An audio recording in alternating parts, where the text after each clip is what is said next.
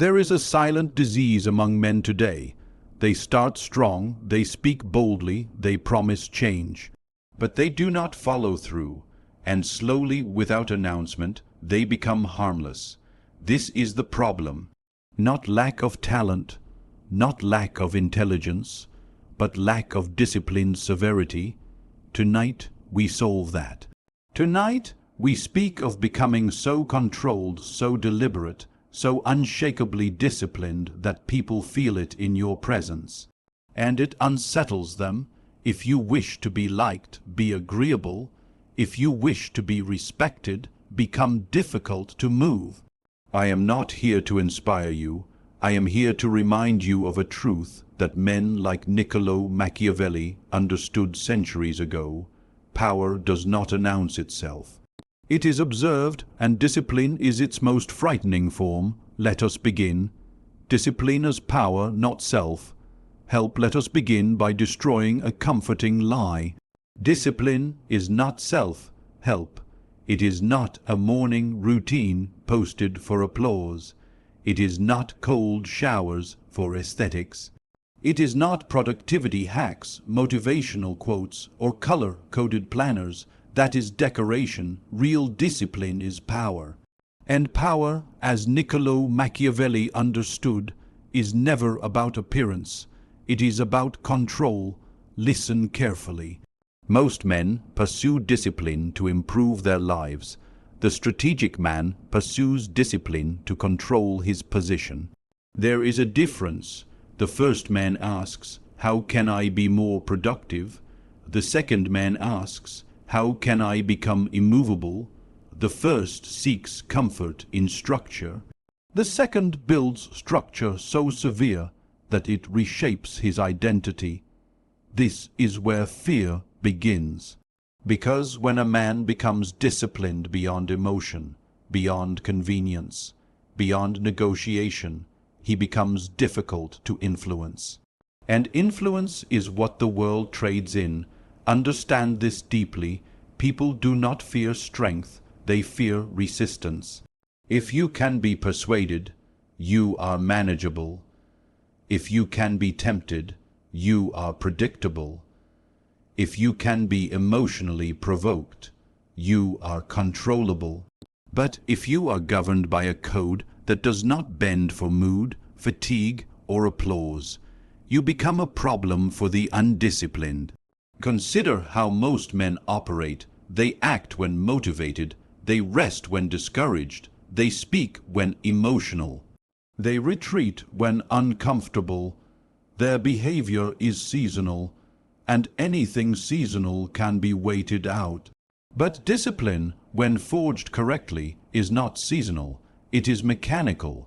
You wake at the hour you decided, not because you feel strong, but because the decision was already made.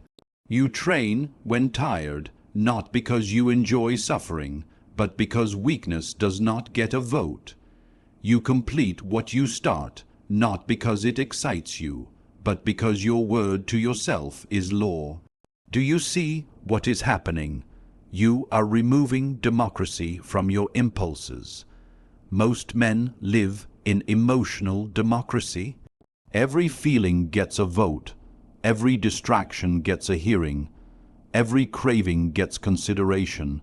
And the result is chaos disguised as freedom. The disciplined man lives under internal monarchy. One ruler, one standard, one code, and that code does not negotiate with comfort. This is not about waking up at 5 in the morning for aesthetic suffering. It is about reducing variability in your behavior.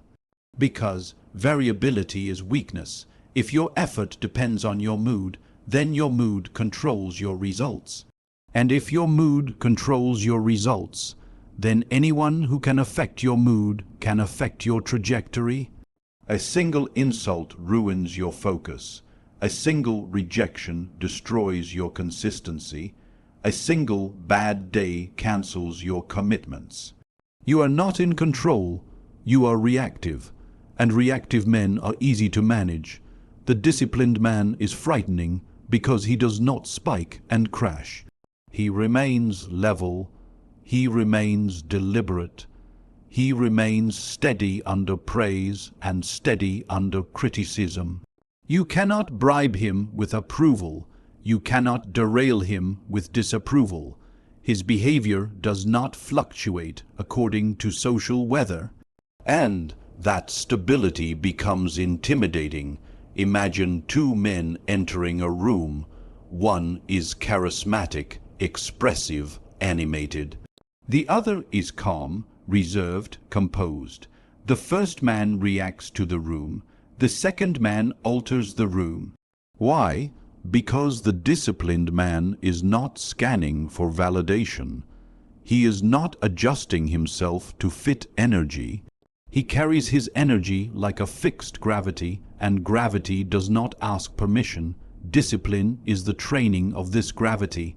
It is the repeated act of choosing principle over impulse until principle becomes automatic. Over time, something changes. You no longer debate whether you will act. You simply act. There is no internal argument. There is no motivational speech required. There is only execution, and execution without hesitation creates reputation. People begin to notice. They observe that you do what you say. They see that you do not overshare your plans. They realize that you do not complain about effort. Slowly, unconsciously, they adjust their expectations around you. They stop offering excuses in your presence. They stop inviting you into mediocrity. They stop testing your boundaries casually, because discipline radiates standards. And standards create invisible walls. This is why discipline is power. Not because it makes you efficient, but because it makes you solid. A solid man is difficult to push. A solid man is difficult to manipulate. A solid man is difficult to intimidate, and difficulty commands respect without requesting it. When your schedule is tight, your speech measured, your reactions controlled, your commitments fulfilled, people begin to feel something. Not fear of aggression, fear of consequence. They understand that if you commit, it will happen. If you withdraw, it is final. If you invest, it is serious. Your discipline gives weight to your actions, and weight changes how people move around you. This is not self-help. This is strategic self-governance. You are not trying to become a better person for applause. You are constructing internal authority, because once you rule yourself, others instinctively sense it, and people, whether they admit it or not, respond differently to a man who is ruled by nothing outside himself.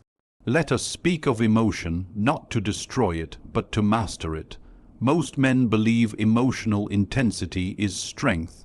They raise their voices to prove conviction. They display outrage to signal dominance. They reveal passion to demonstrate authenticity. But uncontrolled emotion is exposure, and exposure invites manipulation.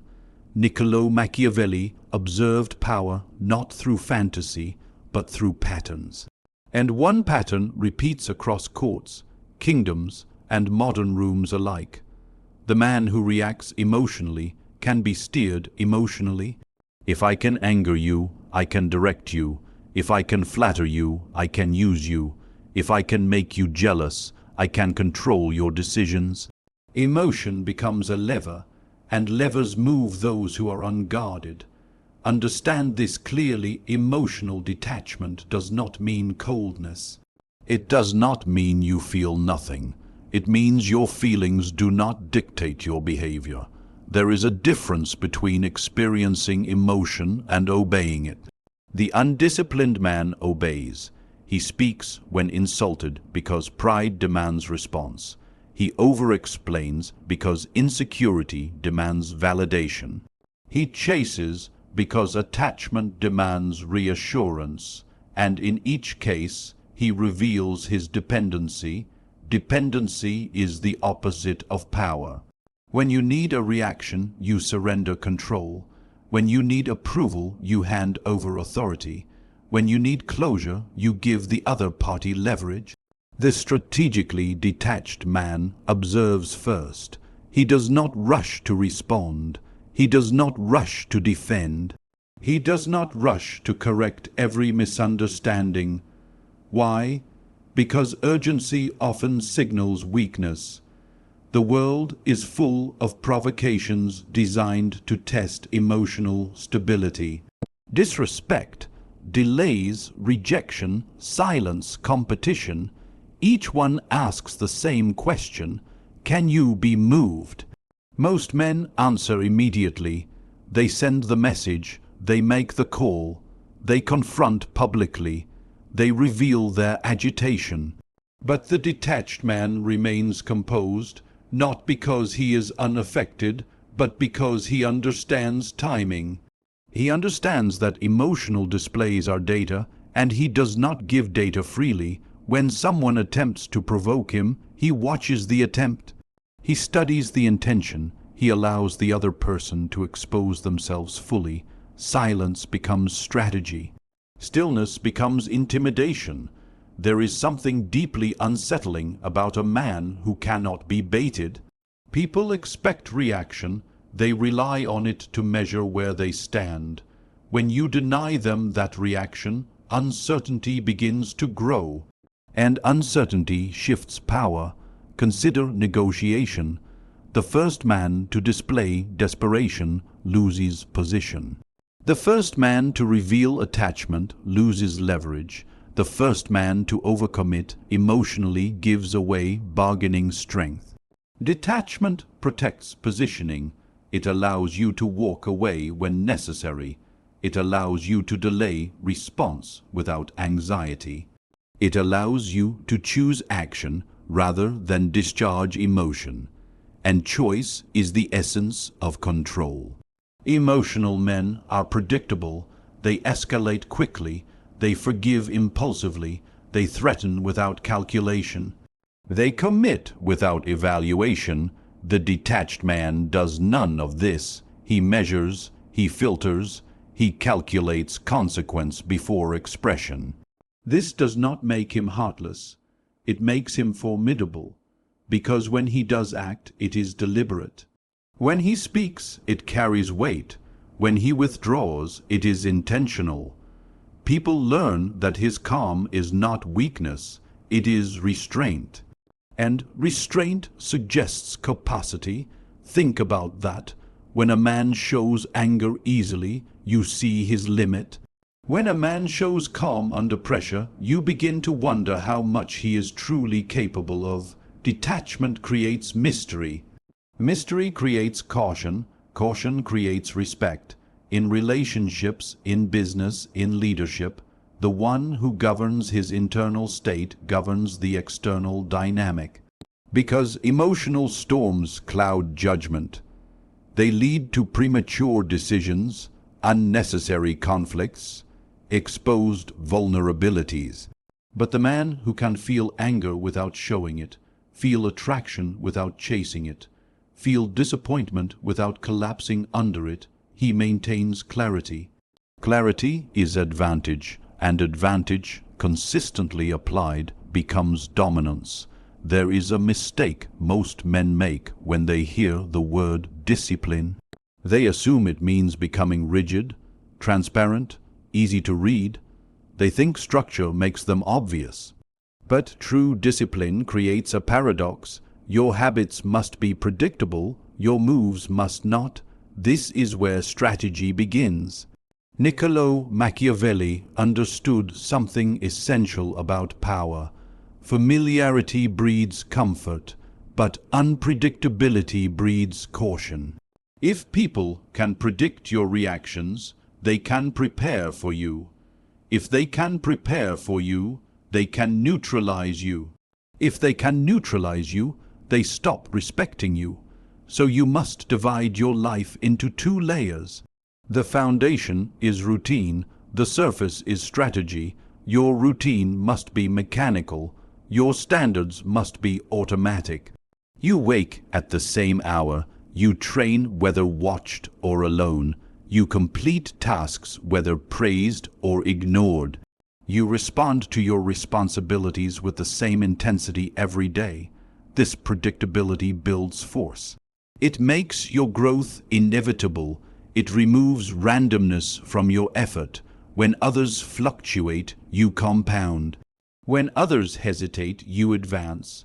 Over time, your consistency becomes intimidating because it does not depend on emotion, weather, or social approval. But here is where most men fail. They make their entire personality predictable. They speak too openly about their plans. They reveal every ambition. They telegraph every move. They announce their next step before it is secure. And suddenly, they are easy to anticipate. Understand this deeply. Predictability in behavior builds strength. Predictability in strategy invites interference. The disciplined man separates the two. His habits are visible. His intentions are not. People know he works hard. They do not know what he is building. People know he trains daily. They do not know what he is preparing for. People know he is improving. They do not know when he will strike. This creates psychological tension, because when a man is steadily improving but rarely explaining, curiosity turns into caution. Silence becomes leverage. When you overshare, you relieve tension, you make others comfortable, you remove the mystery that forces them to calculate you carefully. But when you reveal only what is necessary, you maintain uncertainty, and uncertainty shifts power. Imagine a man whose discipline is flawless, but whose reactions are rare. He does not argue often. He does not confront impulsively. He does not threaten. But when he decides, he acts decisively. He leaves without warning. He withdraws support permanently. He changes direction without drama. That unpredictability in action forces people to think twice before testing him. They cannot rely on emotional patterns to measure his limits. They cannot assume forgiveness. They cannot assume hesitation, and so they adjust their behavior. This is not about being erratic. Erratic men are chaotic and unreliable. This is about being controlled but not transparent. Your consistency must make you solid. Your discretion must make you difficult to read. When someone tries to provoke you, they expect a script.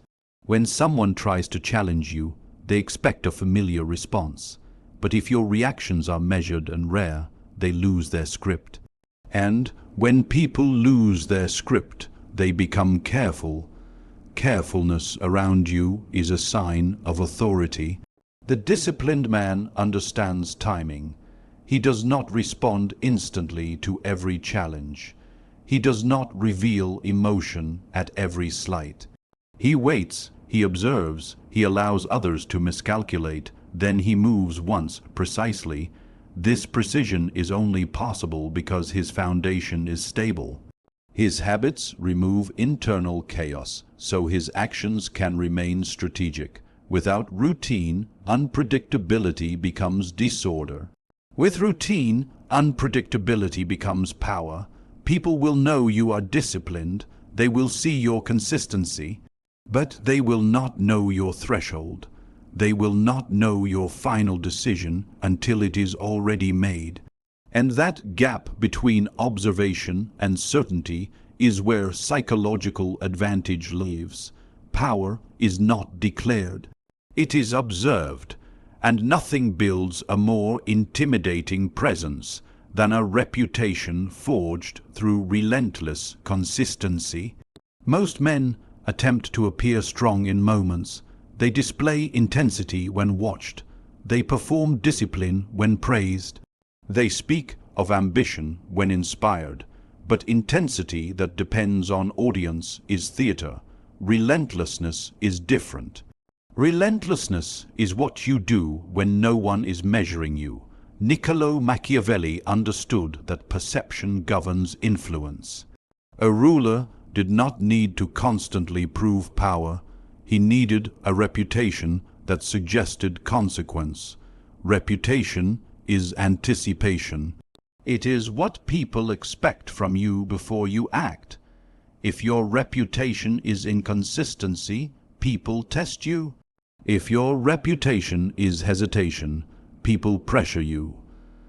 If your reputation is emotional volatility, people provoke you. But if your reputation is relentless execution, people calculate before challenging you. Understand how this is built. Not through grand gestures, through repetition. When you say you will arrive at a certain hour, and you arrive. When you promise completion, and you deliver. When you set a boundary, and you enforce it without apology. Over and over, without drama, without announcements, without seeking validation. The first time you follow through, people are impressed. The second time, they are pleased. The 10th time, they adjust their expectations. By the 50th time, it becomes your identity. Now observe what happens psychologically. When someone considers disrespecting you, they recall your consistency. They remember that you do not bluff. They remember that you do not threaten without acting, so they hesitate. Not because you shouted, but because you have never failed to execute. Relentlessness eliminates doubt. Doubt is what encourages risk. When people doubt your resolve, they test limits. When they are uncertain of your follow-through, they push boundaries. But when there is no historical evidence of weakness, testing becomes dangerous. You must understand this. A reputation is built quietly, but enforced automatically. Once people believe you are unwavering, they begin to regulate themselves in your presence. They arrive prepared. They speak more carefully. They offer fewer excuses. Because your standard is known, relentlessness is not aggression. It is emotional neutrality applied to action. You do not need to threaten to leave if someone crosses you. You simply leave. You do not need to argue about respect. You simply withdraw access. You do not need to convince others of your seriousness. Your past actions have already convinced them. And here is the critical part. You never break your own pattern. The moment you allow an exception born from weakness, the myth fractures. The moment you say just this once, to your own standards, the reputation weakens. Relentlessness is frightening because it feels inhuman. It feels immune to fatigue, distraction, and social pressure. People expect cracks. They expect excuses. They expect compromise. And when they cannot find it, they begin to treat you differently. This is how silent authority is constructed. You do not chase respect. You make inconsistency impossible. You do not demand seriousness. You embody it. Over time, your presence alone signals that things must be handled properly. No speech is required.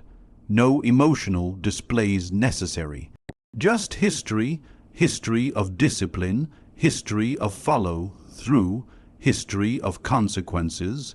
When your behavior becomes predictable in its strength, people stop questioning whether you will act. They only question when, and that subtle shift from will he to when will he changes every dynamic around you. Now you understand, this was never about productivity. It was never about waking early for applause, nor about appearing intense, nor about performing strength for an audience. This was about power, real power, the kind that does not shout, the kind that does not beg, the kind that does not explain itself. You have seen how discipline becomes control over self, and therefore control over perception. You have seen how emotional detachment prevents manipulation and preserves leverage.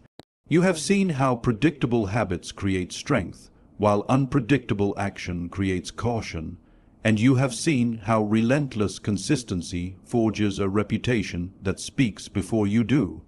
This is not motivational philosophy. This is strategic transformation. Most men try to dominate rooms. Few learn to dominate themselves, and the world always bends more easily to the second man. When your impulses no longer control you, when your emotions no longer expose you, when your habits are fixed and your standards non-negotiable, when your word carries weight because it has never collapsed under pressure, something shifts. People begin to feel your presence before you speak. They begin to measure their behavior around you. They begin to calculate their words more carefully, not because you demanded fear, but because you removed unpredictability from yourself and introduced it into your response. This is the Machiavellian edge. Niccolò Machiavelli did not admire chaos. He admired control, and the highest form of control is self-governance. A man who governs himself cannot be easily governed by others. He cannot be baited easily. He cannot be pressured cheaply. He cannot be persuaded through emotion. He becomes deliberate, and deliberation creates gravity. Do not misunderstand this path. It is not comfortable. It requires you to deny impulses that feel urgent. It requires you to remain silent when ego demands reaction. It requires you to execute when motivation is absent. But on the other side of that discomfort lies something rare. Authority without noise, respect without pleading, influence without chasing. So do not seek to scare them with aggression. Do not attempt to intimidate with volume. Let your discipline speak. Let your restraint unsettle. Let your consistency rewrite how people approach you. Because when you become so disciplined that your actions are inevitable, so emotionally controlled that your reactions are strategic, so relentless that your standards feel immovable, you do not need to announce power. They will feel it.